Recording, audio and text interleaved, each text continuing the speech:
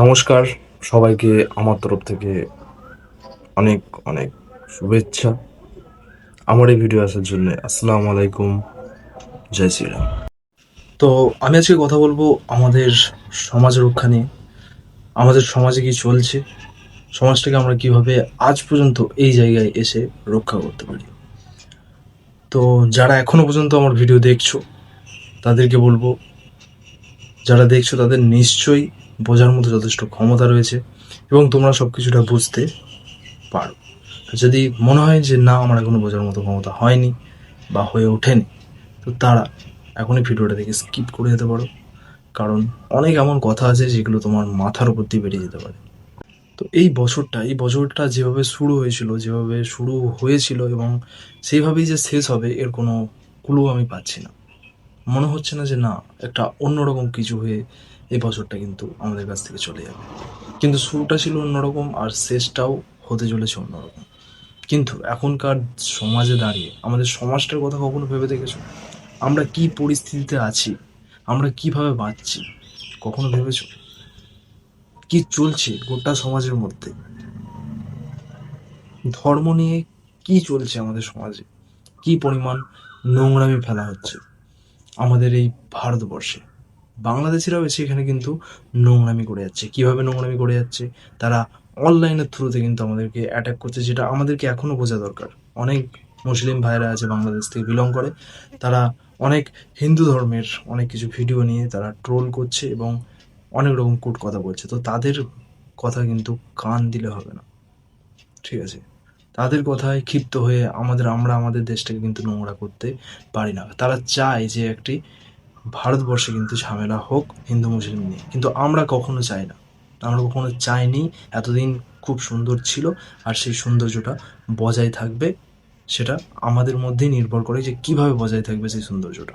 আজকের দিনে দাঁড়িয়ে যেসব ভিডিওগুলো বাংলাদেশ থেকে পাঠানো হচ্ছে বা বাংলাদেশ সোশ্যাল মিডিয়ায় আপলোড দিচ্ছে, এটা কখনো ভেবেছো কালকে কিছু হলে আমাদের সাথে, আমাদের এই ভারতবর্ষের মধ্যে হিন্দু মুসলিমের যদি দাঙ্গা লাগে, ওরা কিন্তু বর্ডার পার করে তোমাকে কেউ বাঁচাতে আসবে না। তো এগুলো এক প্রকার গুজব বলতে পারো, যে গুজবের মধ্যে আমরা পড়ে যাচ্ছি আর আমাদের দেশে সেটা নিয়ে দাঙ্গা শুরু করে দিচ্ছি। সমাজটার কথা ভাবতে হবে, আমরা কিভাবে আরও এগিয়ে যাব সেটা ভাবতে হবে, না কি হিন্দু মুসলিম হিন্দু মুসলিম মুসলিম হিন্দু এসব করে। আমাদেরকে কিভাবে আরও এগিয়ে যেতে হবে, আমার ছেলে এই 5 বছরে কী পাবে, আপনার ছেলে এই 5 বছরে কী সুবিধা পাবে, সেই সবগুলো দেখতে হবে। এখানে সবাই থাকবে আর সবাইকে নিয়েই সাম্রাজ্য। একটা কথায় মাথায় রাখবে, আমরা এখানে কিন্তু জাতি ধর্মকে রক্ষা করতে আসিনি, আমরা জাতি ধর্মকে মানতে এসেছি পৃথিবীতে। সে হিন্দু হোক, খ্রিস্টান হোক, বুদ্ধ হোক, সনাতনী হোক বা মুসলিম হোক, আমরা কিন্তু এখানে এসেছি ধর্মকে মানতে। ধর্মের নামে লড়াই করতে আমরা এখানে আসিনি, এটা কিন্তু আমাদের সবাইকে বুঝতে হবে। আমরা ধর্মর নামে লড়াই করে যাব আর গোটা দেশটা খোগলা হয়ে যাবে। ভেবে দেখেছো তোমার পূর্বপুরুষরা কী পাবে এই দেশ থেকে? তুমি চাকরি পাচ্ছ না, কতটা কষ্টের একটা ছেলে হয়তো, তুমি বুঝতে পারছো কতটা কষ্টর মধ্যে দিয়ে যাচ্ছে একটা 10 টাকা যদি ইনকাম করতে চাও, পায়ের ঘাম মাথায় ফেলতে হচ্ছে। এখানে কোনো পলিটিক্সের নেতা এসে তোমাকে কিন্তু দিয়ে যাবে না সেই টাকাটা। তুমি যাদের জন্য লড়ছো বা যাদের জন্য ধর্ম নিয়ে বিদ্রোহ করছো, এগুলো আবার কবে বুঝবে তোমরা?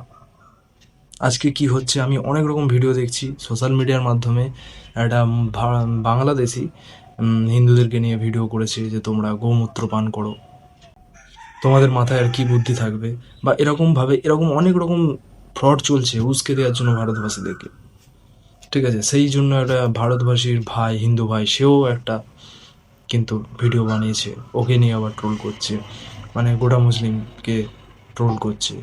আমি একটা কথা বলবো, যদি কোনো মুসলিম ভাই কাউকে ধর্ষণ করে তাহলে সে ধর্ষক, নাকি গোটা মুসলিম জাতি ধর্ষক, ধর্ষক বলে মানা হবে না, ঠিক আছে? আর যদি একটা হিন্দু ভাই যদি কাউকে ধর্ষণ করে, তার ক্যারেক্টার খারাপ, সে ধর্ষক, নাকি গোটা হিন্দু ভাই ধর্ষক, ধর্ষককারী।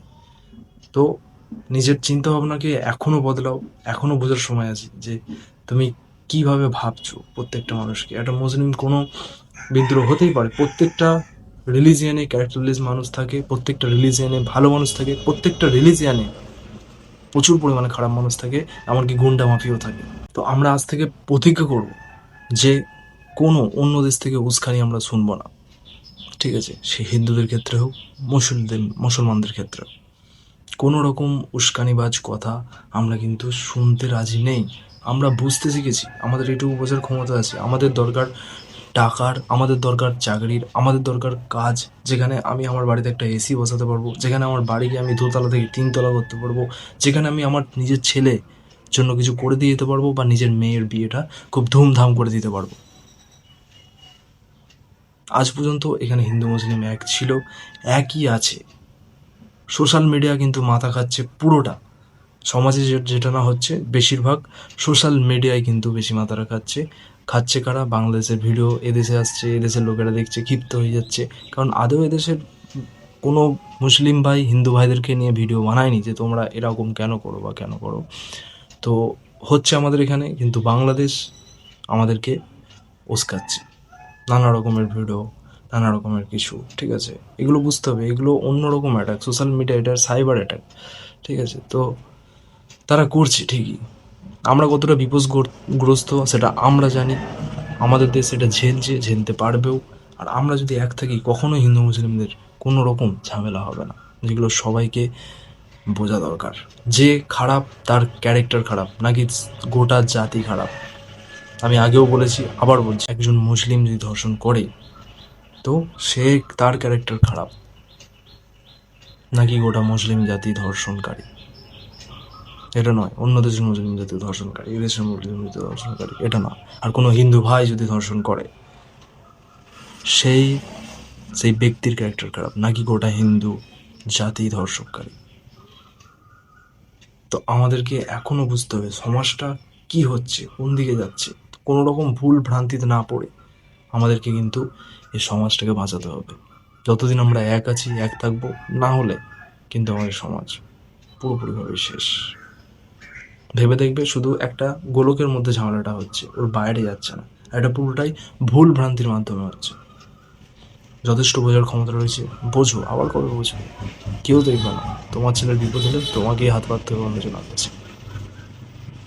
আজকে তুমি একজনকে মেরে আসবে, সে কিন্তু তোমার ব্যাপারে সব কিছু ভুলে যাবে, সে কিন্তু নিশ্চিন্তে ঘুমাবে। কিন্তু যে তুমি যাকে মেরে আসবে, কাল কিন্তু সে, তোমার ঘুম আসবে না সারা রাত, তুমি ঘুমাতে পারবে না, এই যে এই কিছু করলো নাকি, ওই কিছু করলো নাকি, কিন্তু সে নিশ্চিন্তে ঘুমাচ্ছে, সে ভুলে গেছে তুমি তাকে মেরেছো, কিন্তু তোমার ঘুম আসবে না। তো সবাই চায় আমরা নিশ্চিন্তে ঘুমাতে, কোনোরকম কোনো ঝগড়া মারামারি দাঙ্গা বিদ্রোহ করবো না। কি হচ্ছে সেটা দেখবো, যদি আমাদের এগেনস্ট কিছু হয় তাহলে আমরা প্রোটেস্ট করবো। আমাদের এগেনস্ট মানে গোটা সমাজের এগেনস্টে যদি কিছু হয়, তাহলে সেটা গোটা সমাজ, হিন্দু ভাই, মুসলিম ভাই, সবাই মিলে প্রোটেস্ট করবো। জয় হিন্দ, বন্দে মাতরম।